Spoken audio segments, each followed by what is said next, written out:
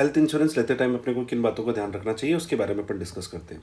किसी भी retail health insurance policy में सब लिमिट्स और कोपे नहीं होना चाहिए। सब लिमिट्स मतलब कुछ स्पेशल ट्रीटमेंट होते हैं, जैसे एडवांस रोबोटिक ट्रीटमेंट। उसमें कंडीशन होती है कि अगर आपने हिप रिप्लेसमेंट कराया तो हम 1 लाख रुपए देंगे, 2 लाख रुपए देंगे, या इस चीज़ के लिए 50,000 देंगे। तो इन सबको बोलते हैं अपन सब लिमिट्स। तो ये सब लिमिट्स नहीं होनी चाहिए। उसके अंदर को पे भी नहीं होना चाहिए। को पे मतलब आप भी पे करोगे, द कंपनी विल ऑल्सो पे। जैसे 10% को पे होता है, 20% को पे। अगर किसी पॉलिसी के अंदर 20% को पे है तो इसका मतलब है कि अगर 2 लाख का क्लेम आया तो आपको 40,000 आपको पे करनेंगे, और बाकी का जो 1,60,000 रुपये है वो कंपनी पे करेगी। तो ऐसा कोई प्रोविज़न नहीं होना चाहिए। इन सब लिमिट्स और कोपे वर्ड की जगह ऐसा लिखा होना चाहिए अप टू सम अश्योर्ड और एट एक्चुअल्स। तो इसका मतलब ये पॉलिसी सही है।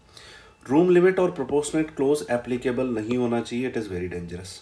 जनरली क्या होता है, जो भी सम एश्योर्ड 5 लाख से कम होता है उसी में रूम कैपिंग कंपनीज रखती है। तो 5 लाख का सम एश्योर्ड ले लिया तो 1% ऑफ सम एश्योर्ड का आपका रूम कैपिंग होगा। इसका मतलब आप 5,000 का रूम ले सकते हैं, ठीक है। और इसमें अगर आपने 7,000 का रूम ले लिया तो आपको लगेगा कि 2,000 का डिफरेंस है। अगर अपन 3 दिन भी एडमिट रहे तो 6,000 अपनी जेब में से पे कर देंगे। ऐसा नहीं होने वाला है।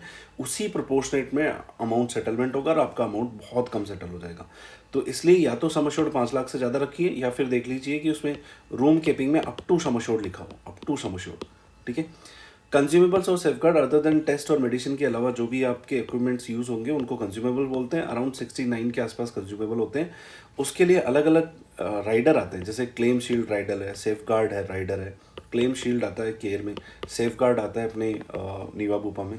तो ऐसे राइडर आते हैं, तो वो राइडर जरूर ले लीजिए। तो एक राइडर आपको ये ऐड कराना है। Unlimited automatic recharge, unlimited refill benefit, ये इनबिल्ट फीचर होता है पॉलिसी का, वही प्रोडक्ट आपको लेना चाहिए। इसमें ये होगा कि अगर आपका जैसे मान लो कि 5 लाख का पॉलिसी है, आपने 2 लाख का क्लेम लिया, ठीक है, तो आपके पास बैलेंस कितना रहेगा? 3 लाख। 2 लाख वापस ट्रिगर हो जाएगा, टोटल 5 लाख हो जाना चाहिए, ठीक है।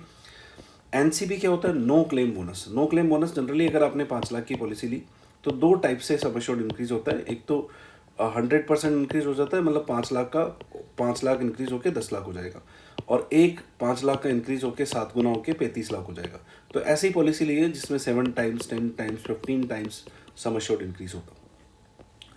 कोई डिडक्टिबल आपको नहीं लेना, ये बहुत डेंजरस क्लोज है। इससे प्रीमियम कम हो जाता है बट हेडेक ज़्यादा हो जाता है। तो आप इसको समझ लीजिए। 5 लाख का अगर डिडक्टिबल लगा, इसका मतलब क्या होता है? 5 लाख के डिडक्टिबल का मतलब 5 लाख तक का क्लेम आप पे करेंगे, उसके बाद कंपनी पे करेगी। 6 लाख का अगर क्लेम आ गया, 6 लाख तक का अगर क्लेम आ गया तो 5 लाख आप पे करेंगे, 1 लाख कंपनी पे करेगी। इससे प्रीमियम कम हो जाता है। हो सकता है कोई